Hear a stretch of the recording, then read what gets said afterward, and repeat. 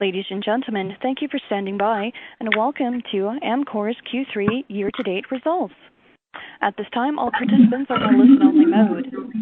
After the speaker's presentation, there'll be a question-and-answer session. To ask a question during the session, you'll need to press star 1 on your telephone. If you require any further assistance, please press star 0. I would now like to hand the conference over to your speaker today, Ms. Tracy Whitehead. Thank you. Please go ahead, ma'am. Thank you, Operator, and welcome to Amcor's third quarter earnings call. Joining the call today is Delia, Chief Executive Officer, and Michael Casamento, Chief Financial Officer. At this time, I'll direct you to our website, amcor.com, under the Investors section, where you'll find our press release and presentation, which will be discussed on the call today. We'll also discuss non-GAAP financial measures as we talk about performance against combined comparative information. Reconciliations of these non-GAAP measures can be found in the press release and presentation on our website. Also, a reminder that statements regarding future performance of the company made during this call are forward-looking and subject to certain risks and uncertainties. Actual results may differ from historical expected or predicted results due to a variety of factors. Please refer to Amcor's SEC filings, including our statement on Forms 10-K and 10-Q, to review these factors. With that, I'll turn over to Ron. Thanks, Tracy, and thanks everyone for joining us to discuss Amcor's year-to-date results. Joining me on the line, as Tracy mentioned, is Michael Casamento, Amcor's Chief Financial Officer, and we'll begin with some prepared remarks and then open the line for Q&A. We'll start with safety. We start every meeting with safety and always have, and obviously the topic takes on a different meaning in today's environment. Our goal is no injuries, and we're making good progress this year so far. This fiscal year, we've got 8% fewer injuries in the first 9 months of the year, and more than half of our sites around the world have been injury-free for at least 12 months. And we're really pleased with that progress at a time with so much distraction and new ways of working to accommodate physical distances, et cetera. Never more important than today, and our employees have really risen to the occasion and remain vigilant. Moving on now to the key messages we have for the call today. It's obvious these are unprecedented times for everyone and lots of challenges that no one's had to deal with before. And against that backdrop, it's important to make clear that Amcor is absolutely not immune, but we are relatively well positioned, and we've been demonstrating resilience. So that's the first key message today. And there are a number of reasons for that, which I'll come back to in a minute, but it really starts with the commitment of our 50,000 employees around the world, and their dedication and resilience through this period has been amazing, and we can't thank them enough. The second key message is that our financial results have been strong through 9 months, and for the second consecutive quarter, we've increased our outlook for the 2020 financial year. We now expect EPS growth of 11 to 12%, and we'll generate over $1 billion of free cash flow this year. We've had good organic growth, momentum building in the businesses, and we've also benefited from faster delivery of synergies from the acquisition of Bemis last year.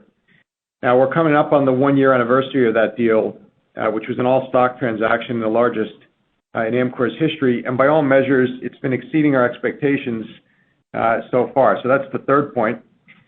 Fourth, we have a clear line of sight to controllable drivers of shareholder returns in the near term, defensive organic growth, further cost synergies to come, a compelling dividend, and also the benefits from having bought back over 3% of our shares outstanding so far this year. And lastly, longer term, we'll remain well positioned to generate continued value for shareholders in all macroeconomic conditions. Slide 5 relates specifically to COVID-19, and with almost 50,000 employees and 250 factories around the world in over 40 countries, a global pandemic creates a global challenge for a company like ours. And the work to manage through it has been massive, as you can imagine. So early on, we established 3 guiding principles. It starts with keeping our employees healthy. Everything we do starts with safety anyway, so this would be the natural starting point for us. And we're taking many extra steps now, more frequent cleaning and disinfection of our facilities and equipment, obviously increased physical distancing, restricted travel, et cetera, protective masks, lots of work from home arrangements as well. And again, our employees have been incredibly adaptive and agile as we've introduced new measures to help keep them safe and healthy. Contributing to the communities in which we operate has also been a guiding principle. We're fortunate we've been able to keep our people employed and our operations running so we can help those around us who've been less fortunate. And there are hundreds of examples from around Amcor of great initiatives really at the local level, which range from producing face masks and face shields to donating packaging for hand sanitizer or supporting community food banks and healthcare agencies. Just lots of really good, passionate work by the teams around the world. And of course, since we make packaging for food and healthcare products, we've got to keep our plants running so we can continue to supply our customers. And doing that's required extensive planning, obviously to prevent any issues, but then also to deal with them in an efficient way should they arise. And we've been doing just that. So again, we've not been immune here, but we've managed well so far with minimal disruptions. And I mentioned at the outset that Amcor is relatively well-positioned and demonstrating resilience, and I want to come back to that for a few minutes, starting with slide 6. One reason we remain in a relatively good position today and why it's so important that we keep our plants running is because Amcor is making primary packaging for consumer staples.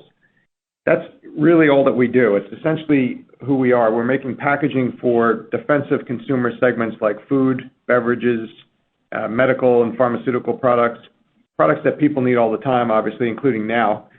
And these supply chains have been recognized as essential by governments and healthcare authorities around the world.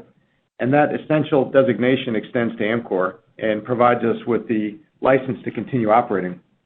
And almost all of the products we package are for home consumption or use in medical facilities or sold through retail. Very little of our packaging is for on-premise consumption or for sales through the food service channel. And turning to slide 7, the primary packaging that Amcor makes for food and healthcare products has always played several important roles: to protect consumers and ensure food safety, to preserve products and extend shelf life, and to promote brands. And those things will always be important, but right now, in the current environment, certain needs are especially important for consumers and companies around the world. Hygiene would be the most obvious one. In every aspect of our lives now, hygiene's become much more front and center. Is this beverage I'm about to drink out of, this beverage container, is that clean? Is this medical product sterile? Should I buy the loose lettuce from the open bin or the packaged lettuce? These are the questions that people have on their minds now. Convenience is another one. We're eating at home now more, obviously. I don't have any more time than I used to have, probably less. So how can we make cooking and food preparation easier? Can we just pop this product in the microwave?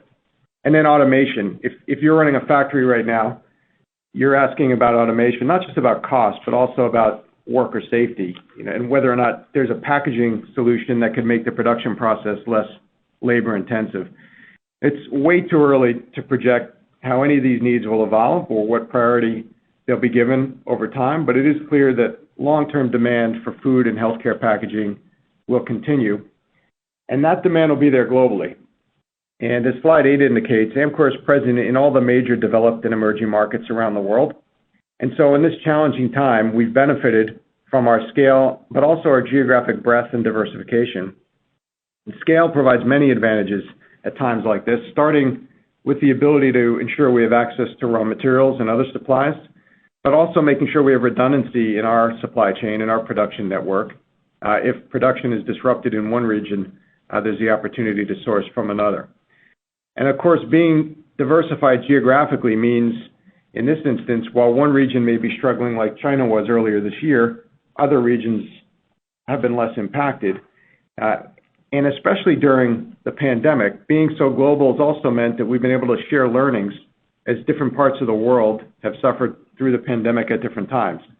And so we've learned from the experiences in Asia and Europe now as we've dealt with the outbreak at later dates in the Americas. And lastly, turning to slide 9, Amcor's also relatively well-positioned by virtue of our strong financial situation. The market positions we have and the scale and the defensive consumer segments we supply have led to consistently strong cash flow, which in turn has enabled consistent financial performance and shareholder returns, and that's continuing this year. We also have a strong balance sheet. We're committed to an investment-grade credit rating, and we've always maintained lower leverage than most of our industry peers. So with consistent cash flow and a solid balance sheet, we continue to have plenty of cash to reinvest in the business, as well as to distribute to shareholders. And while our dividend's always been compelling, it's especially compelling right now relative to the alternatives that investors might consider. So Amcor is certainly not immune from the impacts of COVID-19, and we've not been spared by any means, but we're relatively well positioned to navigate the challenges. And I'll touch briefly on slide 10 on what we've seen over the last few months. We try to run the company for the long term, and we focus on 1 year at a time. So we normally discuss results on a year-to-date basis. But clearly it's an unusual time, and we appreciate the need and the interest in some more insights on recent trading activity. And so that's what we've got here on slide 10. The key message on the slide here is, thus far, we've seen no material impact on our financial results that we could directly attribute to COVID-19. We're a global company with balanced exposure across North America, Europe, and the emerging markets. And we've seen plenty of puts and takes on volume, especially across regions and categories. But ultimately, sales in the third quarter were in line with the long-term averages that we've seen in the business. And there have been no real cost impacts, so no real material impacts on the financials for the company so far. And the results for the third quarter were in line with our expectations. Now, slide 10 lays out what we've seen using volume growth for the third quarter. And you see the positives and negatives across the global portfolio. Overall volume growth for Amcor was about 2% in the quarter, 1% in our flexible segment, 5% in rigid packaging. We had good volume growth in North America for beverage packaging, as well as flexible packaging, where in flexibles, North America represents about 1/3 of our sales in that segment. Another third of sales in the flexibles segment is in Europe, and volumes increased by about 1% in the quarter. And then the other third in the flexible segment would be in Latin America, Asia, and especially cartons. And those sales for the quarter were down low to mid-single digits. By end market, healthcare continues to grow well around the world. It's obviously a pickup in home care, and protein packaging had a good quarter. On the other hand, anything that does go through the convenience channel or on-premise, of which is a very small part of our portfolio, was a bit softer. More recently, in April, we didn't see many changes, but Latin American volumes in all of our businesses in that region were very soft. And beverage packaging volumes in North America were also weaker, given that package is often sold through the convenience channel. So other than in the most obvious cases, it's quite difficult to quantify with any degree of precision exactly what the COVID impact on those volumes has been, but all up at about 2% volume growth, the results were consistent with our longer-term averages. So the key takeaway here is that we remain relatively well-positioned and resilient. And let me pass the call over to Michael to discuss the financials in more detail. Thanks, Ron. Good morning and good evening, everyone. So beginning with a summary of our results on slide 12, the business has delivered strong year-to-date earnings growth, which reflects a healthy balance of synergies and organic growth. Sales are in line with the prior period, excluding unfavorable FX and raw material pass-through impacts. Year-to-date EBIT was up 7% in constant currency terms, with growth in both segments contributing to the double-digit EBIT growth delivered by the Amcor Group in the third quarter. Net income and EPS were up by 13% and 14% respectively, and free cash flow of $360 million was in line with our expectations and significantly higher than last year. These strong cash flows have enabled us to return more than $1 billion to shareholders through 3 year-to-date quarterly dividend payments and share repurchases. And the board remains committed to a sustainable and compelling dividend, declaring a quarterly dividend of 11.5 US cents per share to be paid in June. Moving to the flexible segment on slide 13. Year-to-date, sales were 0.7% lower than the prior period in constant currency terms and excluding a negative impact related to the pass-through of lower raw material costs. This reflects solid low single-digit volume growth in flexibles Europe and North America across a range of high-value healthcare, food, and home care products, partly offset by weaker demand in China and India through the third quarter. We had previously highlighted business and periodic specific challenges in the flexibles Latin America and specialty cartons business, and we're encouraged to see the sequential volume improvements we anticipated during the March quarter. Year to date, adjusted EBIT grew 11% in constant currency terms, and margin expansion of 150 basis points reflects growing synergy benefits as we move through the year and strong cost performance. So overall, we're really pleased with the way the Flexibles business is performing, and especially so given we've been able to leverage the unique position created through the Bemis acquisition covered on slide 14. First, there is momentum in the acquired base business, which is evident in the strong year-to-date results in North America. Second, the integration is mostly complete, and the teams have come together incredibly well to operate as one and support our customers through the COVID crisis. And as Ron mentioned, the timing of synergy benefits is ahead of expectations, and we are on track to deliver $80 million in fiscal 2020 and $180 million by the end of FY22. Turning to Rigid Packaging on slide 15, in line with expectations, adjusted EBIT grew 4% in the March quarter, with growth in both North America and Latin America. On a year-to-date basis, earnings were lower given the unusually strong comparison in the first half. Overall, year-to-date sales are 0.2% higher than the prior period in constant currency terms, after excluding a 3.6% unfavourable impact from passing on lower raw material costs, which reflects volume growth partly offset by unfavourable price mix. In North America, beverage volumes 1.7% higher, with 5% growth in hot fill container volumes. The overall North American non-alcoholic beverage market continues to grow at a modest rate, in line with long-term trends. And importantly, as you see on the slide, consumption in PET format has remained stable after taking into account quarterly seasonality. In Latin America, volumes grew 3.4%. It's worth noting that volumes in both regions have slowed noticeably through the month of April, impacted by lower demand through convenience store and on-the-go channels, as people are restricted from moving around during lockdowns. During the month, volumes in North America were down around 5 to 7% compared with last year, and in Latin America were down around 12%. While the trajectory from here is difficult to predict, we have assumed volumes will remain soft through the balance of the June quarter, and this has been taken into account in our revised full-year outlook, which I'll come back to shortly. Turning to cash flow on slide 16, year-to-date adjusted free cash flow of $367 million increased significantly compared with last year. This is consistent with expected seasonality, given cash generation is always weighted seasonally to our fourth quarter, when EBITDA is the strongest and when we see working capital benefits peak. Most importantly, we remain on track to deliver more than $1 billion across the current financial year. We've continued to focus on working capital, and we measure progress through the working capital to sales ratio. On this measure, over the last 9 months, we have released the equivalent of more than $90 million of cash on an annualised run rate through a 70 basis point reduction in the ratio.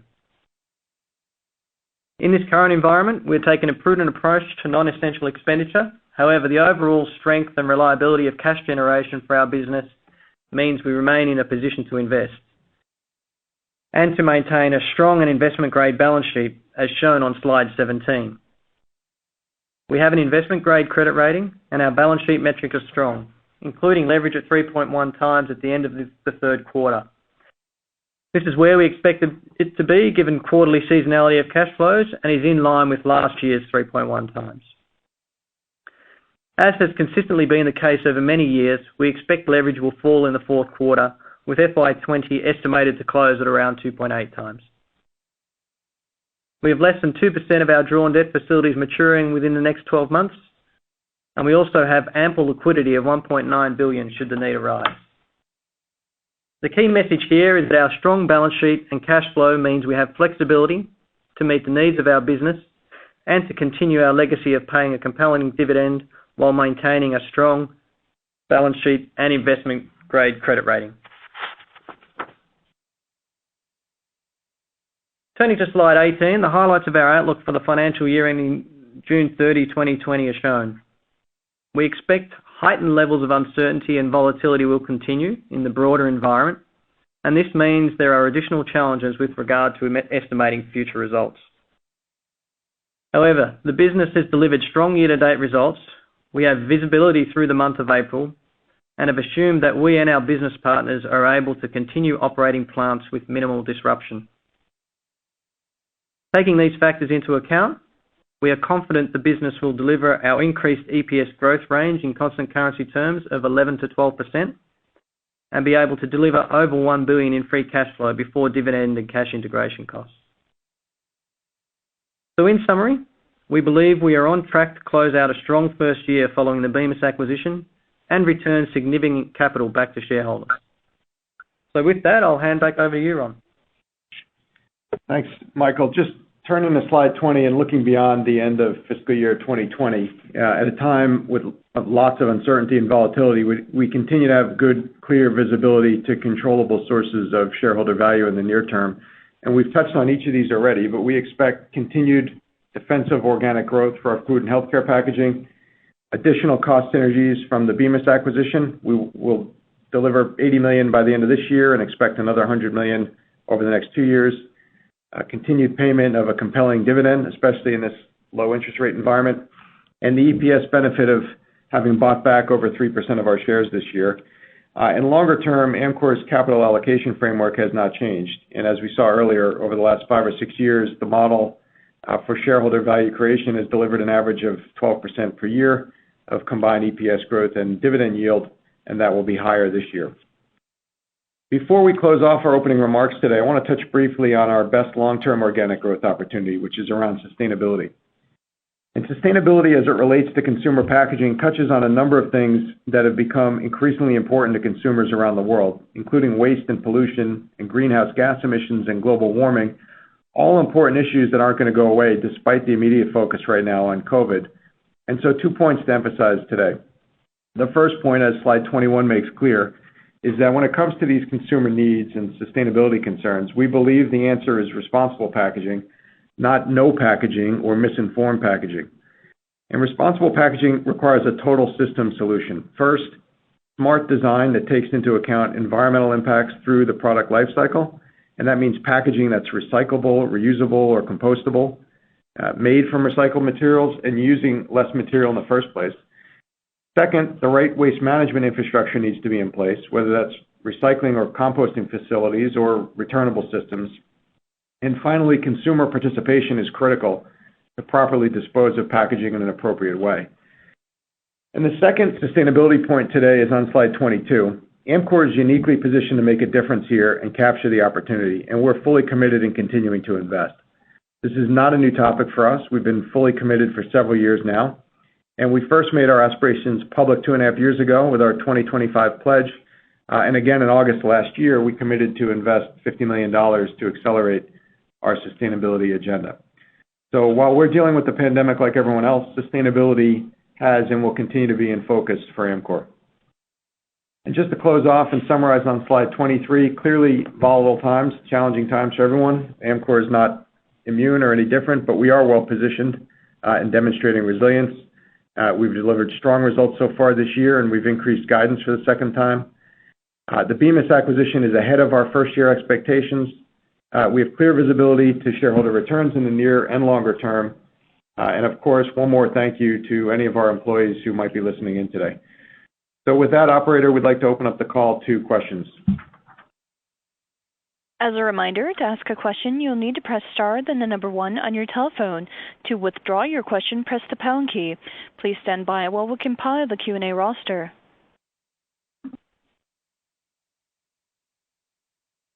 And your first question comes from the line of Ghansham Panjabi with Baird. Hey, guys. Good day to you, and hope everybody's doing well. I guess first off, Ron, for the regions that benefited from a COVID-related, volume increase, if you will, is order flow starting to normalize as we're now in May and consumers have basically had time to cycle past, the initial pantry loading with demand starting to mirror, closer to consumption trends? And then related to that, Bemis on a legacy basis has a decent amount of exposure towards meat. Just given the meaningful meat production disruptions in the U.S., is that a risk for it's a high margin category for the industry? Yeah.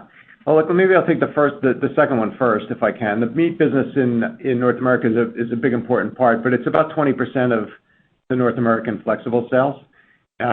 So as a proportion of Amcor, it's low single-digit percentage. And we really haven't seen significant disruptions in that segment. We've had some ebbs and flows in volume, but no real shutdowns, despite the challenges that have been well documented.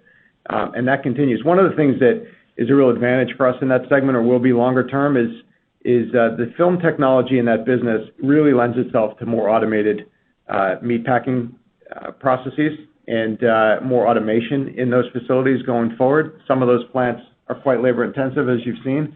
And so we think in the medium to longer term, that's going to bode well for growth. But in the here and now, no major disruptions and generally robust volume. The first part of your question was about trends. Look, I mean, I think the key message from us today is we didn't see much overall across the whole business that seems to have been impacted by COVID. We obviously see some areas where things grew better than we might expect. 4% volume growth in North America is a couple of percentage points higher than we'd expect, but not astronomical. In a business like Europe, which is just as big, we saw volume growth of 1%, which is, again, sort of normal. And then obviously in China, in January and February, we had a decline. India was shut in March. So there's really puts and takes. April has continued largely in the flexible space along the same lines. I think, as Michael alluded to, rigids volumes have slowed a bit, and everything in Latin America has slowed in April. But generally speaking, if we look across the entire portfolio, there's not much material change. Okay, that's helpful. And then, so just related to that, Ron, on the EPS increase of, let's say, 2 cents, right, at the midpoint, excluding FX, can you help bridge that for us year over year? I mean, lower interest costs looks like it'll sum to roughly half of that. Is the rest from just better volumes than you thought initially, or is it also due to lower, raw material costs?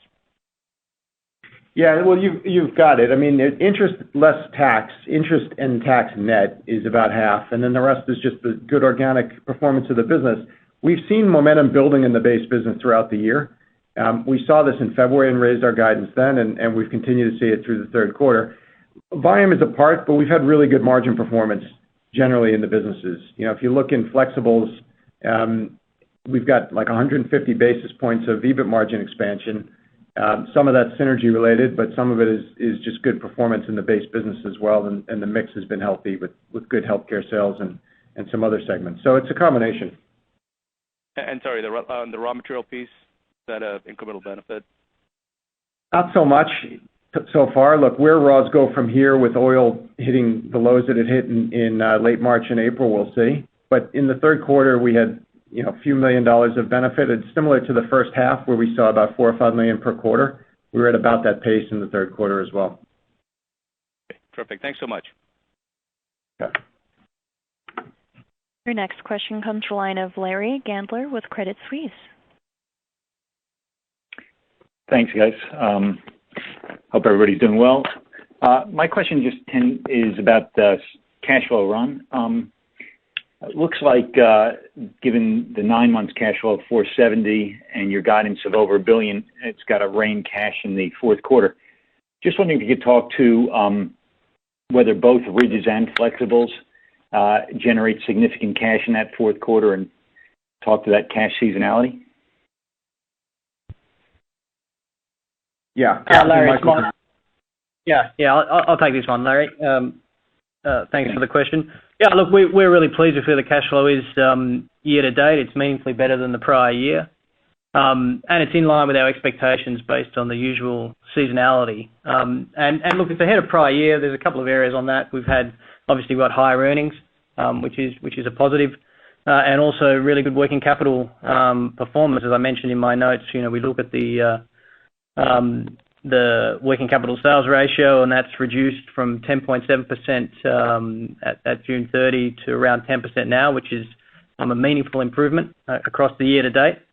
And we're right on track to deliver the $1 billion in cash flow we talk about before dividends. And typically, our quarter four is always the strongest cash flow quarter, and that's for a few reasons. Firstly, the Q4 is our highest earnings quarter for the year, so typically you're $100 million better EBITDA in Q4 than any of the other 3 quarters. So clearly that adds to the cash flow. Our inventory cycle We tend to build inventory leading into the peak season, particularly in rigids. And then in Q4, when it's summer, we draw that down, so we benefit from that.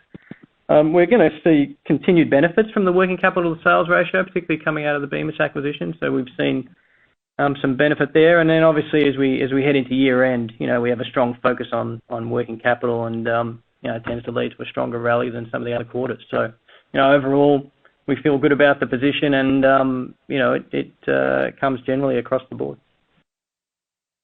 Okay, just to follow on to that, largest Q4 being the largest EBIT quarter of the year, with the volume weakness you're seeing in rigids, is there any concern about sort of negative operating leverage, perhaps chewing into those earnings and cash flow? So as we said in the comments, sorry. Yeah, as we said in the comments, Larry, we've seen some softness in rigids volumes in April. We've factored that into our guidance for the full year, and that's also factored into the cash flow guidance. So we feel good about where we're at. Obviously, COVID has some other variability that we've also talked about, but where we are right now, we feel okay with where we're at. Okay, great. Thanks, guys. Appreciate it. Thanks, Larry. And your next question comes from the line of Brooke Campbell-Crawford with J.P. Morgan. Yeah, good morning. Thanks for taking my question. Just a couple from me. First on rigids restructuring, just a couple of comments, if you could, just around where you're at on that cost out program and when we should start to see benefits flowing through. Yeah, we're still going through that. We've benefited, I think, about $10 or $15 million so far. There's another 5 to 10 to go, which will come next year. There's a couple more plants to close, which will happen after the high season at the end of the North American summer. So you'll see benefits in 2021 from the final plant closures in that program, which was announced a couple of years ago. Okay, understood. And then just on flexibles in the 10Q for the quarter, so for the March quarter, it looks like price mix was a bit of an issue there, 4% headwind to EBIT. Just could you step through there what the issue was with price mix for that business? Yeah, it's mostly mix. I think it's probably because we've got some weaker sales in Latin America, as we flagged, and in specialty cartons. Those are the businesses where sales have been weaker. I think mix tends to be lots of different things. I think we'll probably get back to you on that one, Brooke, because the business is growing nicely in some of the better segments around healthcare and meat. The offset will be in Latin America and in specialty cartons. Okay, understood. I'll follow up. Thanks. And your next question comes from the line of Brian Maguire with Goldman Sachs. Hey, good morning, guys, or good afternoon, depending on where you are. Just wanted to follow up on that last question on pricing trends in general. I think you, in the prepared remarks, you might have said that price mix was a little bit negative in rigids.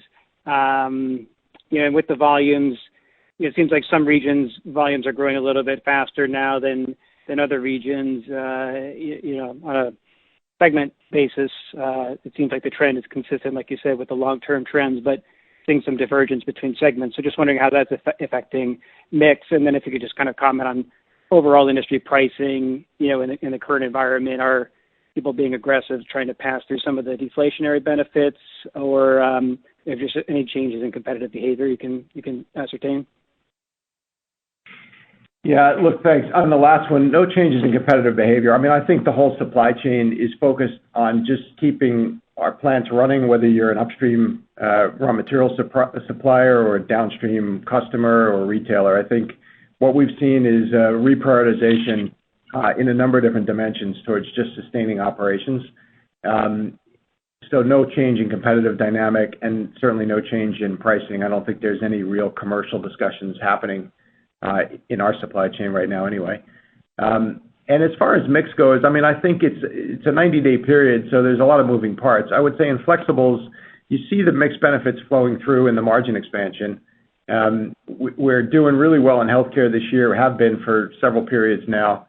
Medical and pharmaceutical packaging growing well. Protein packaging, which was flagged earlier, despite some of the press around issues in the U.S., which have been more recent, that business continues to grow well. So generally speaking, the mix has been positive. Okay, and just on the margins, in flexibles, it looked like the EBIT margin stepped down a little bit from 2Q, despite, I would guess, a little bit more Bemis synergy capture there. Just wondering if there's anything, that would drive some differences in the margins between 2Q and 3Q, and what's sort of the outlook for margins in that business in the rest of the year? Brian, quite frankly, we wouldn't really look at the margins on a quarter-to-quarter basis. We'd be thinking about the full year. I think on a year-to-date basis, the margins have stepped up quite substantially, and we'd expect that to continue. Okay, and this last one for me. Just wondering if you're back to working capital and cash flows. Just wondering if in this environment you're seeing customers look to extend their payment terms, or suppliers asking for payment a little bit quicker. If just trade terms are something to be concerned about, and if you think you can kind of hold the line on those. Yeah, I can take that one, Brian. Look, I mean, we haven't seen any near-term stress from our customers who like us, are typically well-placed from an essentials products perspective to deal with a situation like COVID. And I think, having said that, we really continue to stay focused on our working capital management, which includes the customer collections and supply terms. So we haven't really seen too much on that front right now. Yeah. Okay, thanks very much. And your next question comes from the line of John Purtell with Macquarie. Oh, good morning, guys. How are you? Hey, John. Just had a couple of questions.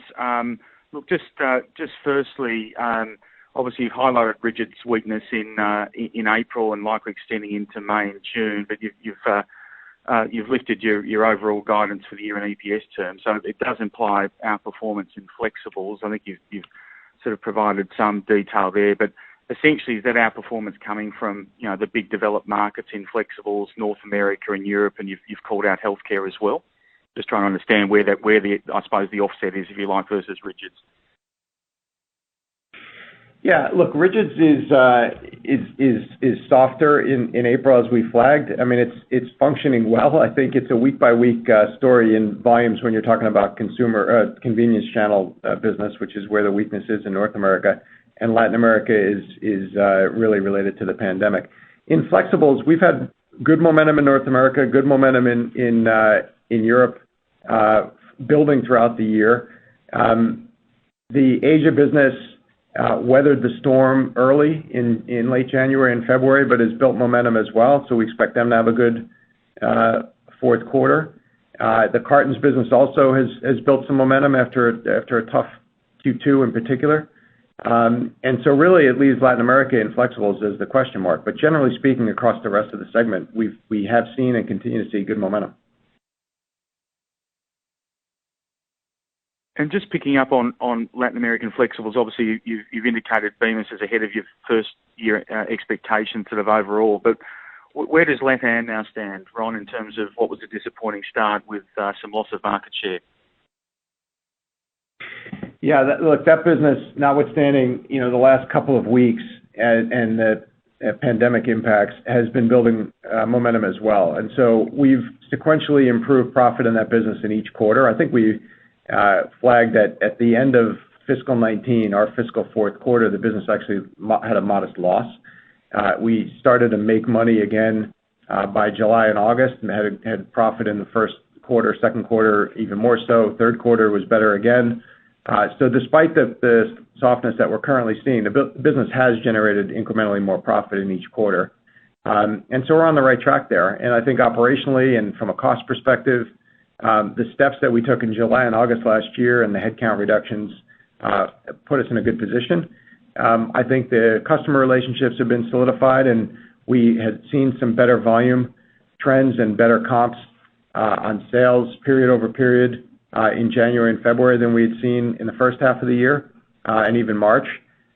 So now I think we're dealing with maybe the last major region in the world to go through the pandemic, and that's where the softness is coming from now. But generally speaking, we would say that business has progressed throughout the year in line, maybe even a bit ahead of expectations.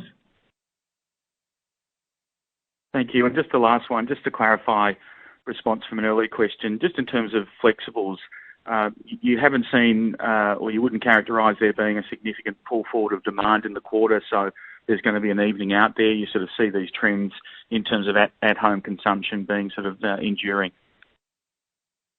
Well, if we look at the whole segment, we had pretty modest growth of 1%. Across the board, and we spelled out on the slide there some of the puts and takes. I think 1 or 2% volume growth is what you'd expect to see in this business. And in the first half, we had some challenges in Latin America and in cartons in particular, which had us a bit softer than that. But generally speaking, 1 or 2% is what you'd expect, and that's sort of where we're at. Okay, thank you. Thanks, John. And your next question comes from the line of Richard Johnson with Jefferies.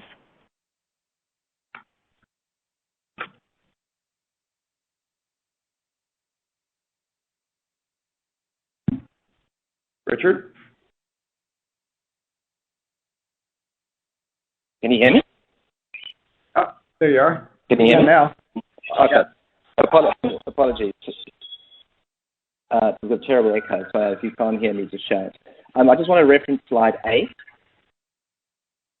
and ask a question in general about emerging markets. I know you've touched on this individually across or at times through the presentation, but it looks like proportionately EMs dropped quite materially through the year. And I just want to check, is that an error that you've got Australia and New Zealand in there? So if I adjusted that out, it would have come back even more. So the question really is, can you talk or give a bit more colour about EM in general? You talked about China and India, but I'm trying to get a sense of where else the weakness has been. Yeah, look, the answer to the first question is no, the emerging markets portfolio or percentage of sales to emerging markets has not changed through the year. With Bemis, we our weighting towards EMs went down a few percentage points, I think maybe 2 or 3 percentage points overall, but that hasn't changed. Generally speaking, look, I think we've talked enough about Latin America. Asia has been relatively robust this year, save for the late January, February period in China, where things obviously were quite soft, although bounced back quite quickly in March. India in March was shut essentially, so we had a very soft month in India. But to that point, for the first 8 months of the year, we had very strong growth in India and the rest of Southeast Asia. And then Eastern Europe has been softer in cartons, but pretty robust in food and personal care in the flexible side. So, it's a mixed bag like it always is across the EMs, but there's still a substantial part of the business and still an area where we expect to get disproportionate growth going forward. Okay, thanks. So just to clarify, is that if I just work 3 billion as a proportion of 13, that's 23%. That's significantly lower than what it was. So is that just rounding? If I take Australia and New Zealand out, it goes down even further. So you started the year at 27% in EM, but perhaps we can take this offline. I just want to clarify what the right number is. Let's take it offline, Richard. The percentage in the EMs is in the high 20%, in the high 20s. Okay, all right. Okay. Maybe it's there in the chat. Okay, and then just a couple more, and then I just want to go back to John's question around flexibles in Europe. Can I just double check that you haven't lost any share there? Because given the trading backdrop, wouldn't it have been unusual if you'd done slightly more than what trend is, which is perhaps 0 to 1% volume growth? No, I think in the quarter you have to remember that Europe was pretty hard hit by this pandemic in many countries in the beginning of March. And so we had probably as much of an impact in, probably the end of February, early March in parts of Europe as we had in Asia. So yes, you had some stronger sales towards the end of the quarter, but in the middle of the quarter there in France and Spain and Italy, parts of Germany, even Switzerland, we saw a pretty dramatic slowdown for a week or two. Got it. That's helpful. Thanks. And then just finally for Michael. Michael, your interest guidance dropped by nearly 20% through the year. So I'm just trying to understand what the main moving parts are, because that's a pretty big change through the 9 months. Well, Richard, at the start of the year, we were expecting interest rates to increase, particularly through the US, and obviously that didn't happen. And more recently, obviously the more recent reduction in guidance we've put through is really on the back of the US 1-month LIBOR. I mean, it's dropped nearly 2% in a month or two. So if you think about our debt portfolio and the fixed and floating rates and where our mix of currencies are, it's pretty easy to understand that the interest cost is going to come down. Got it. Thanks. That's it from me. Good luck. Thanks. And your next question comes to the line of Mark Wilde with Bank of Montreal. Good evening, Ron. Hey, Mark. I wondered, Ron, just to start out, that 4% volume in North American flexibles is one of the strongest numbers I can recall in years for Bemis or even any of the peers. Any kind of particular things you would point to there behind that growth? Oh, look, Mark, I think it's what you've seen on all over the TV and the media. It's been well documented. I think the U.S. consumer tends to pantry load like no one else, and so sales were particularly strong in March. I think the business actually had reasonable sales in the first half, so we would have been in the low single digits, which is probably building a bit of momentum over where the business had been the last several years. So we probably started from a bit higher base and then picked up a few more points, a couple more points of growth in the third quarter. Really across the board, healthcare we keep coming back to, but healthcare has been strong throughout the year. But in the protein segment, in home care, in packaged beverages, food, powdered beverages, etc., we had pretty good growth across the board.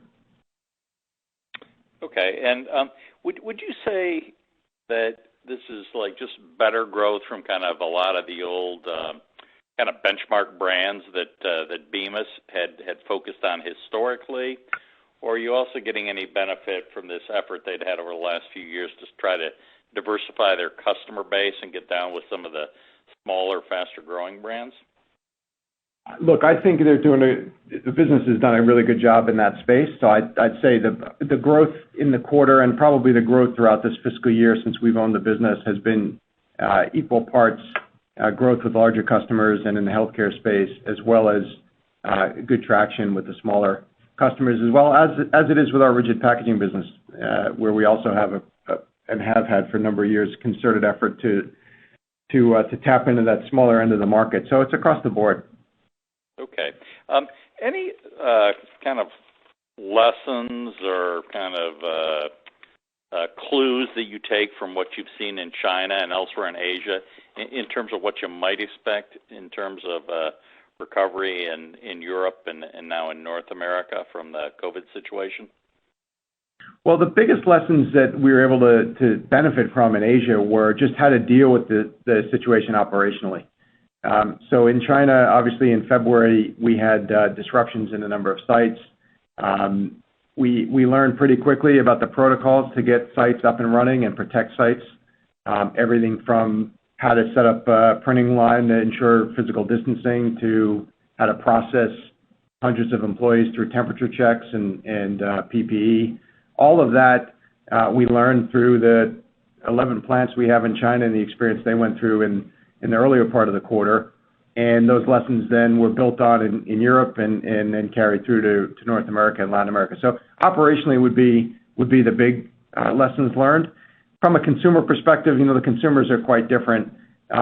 Generally speaking, though, our business is very defensive and it's exposed to the same segments in China as it is elsewhere in the world. It's food, it's personal care, it's pharmaceutical and medical packaging.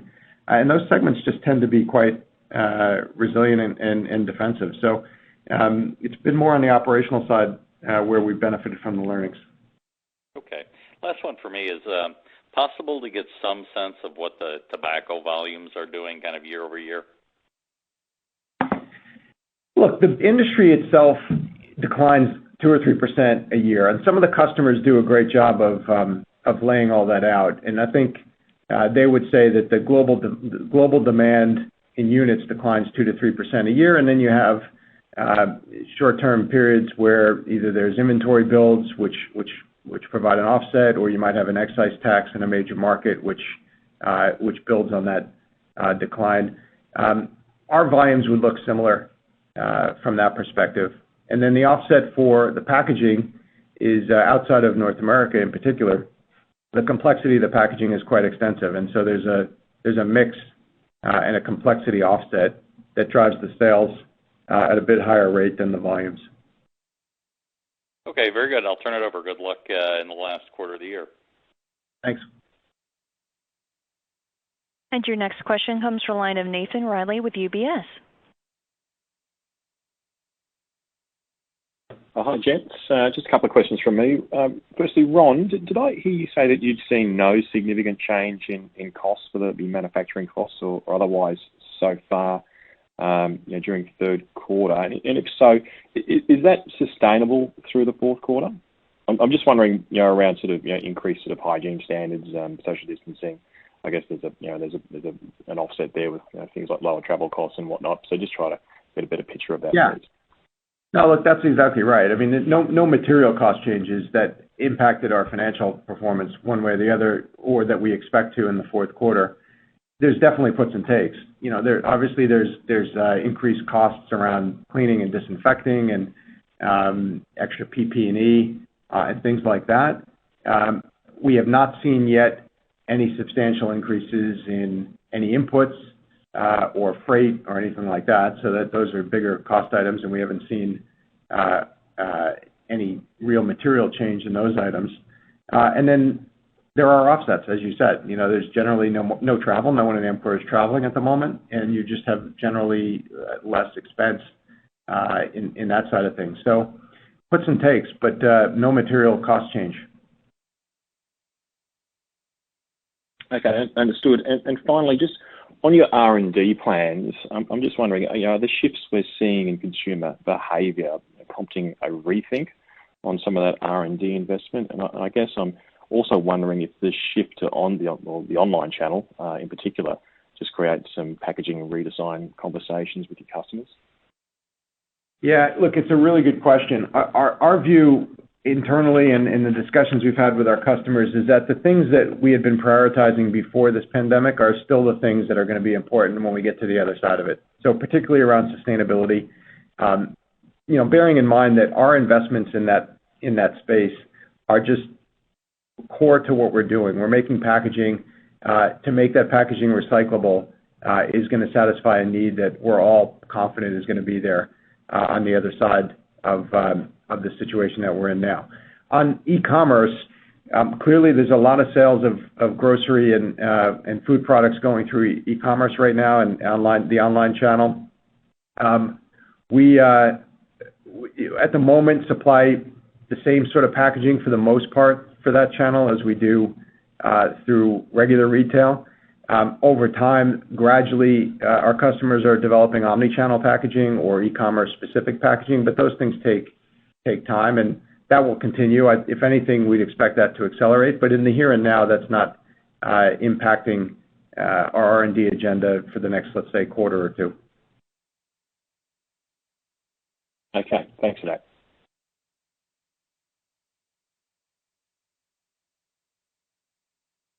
And that is the last question we do have time for. I'll now turn it back over to the speaker to end the call.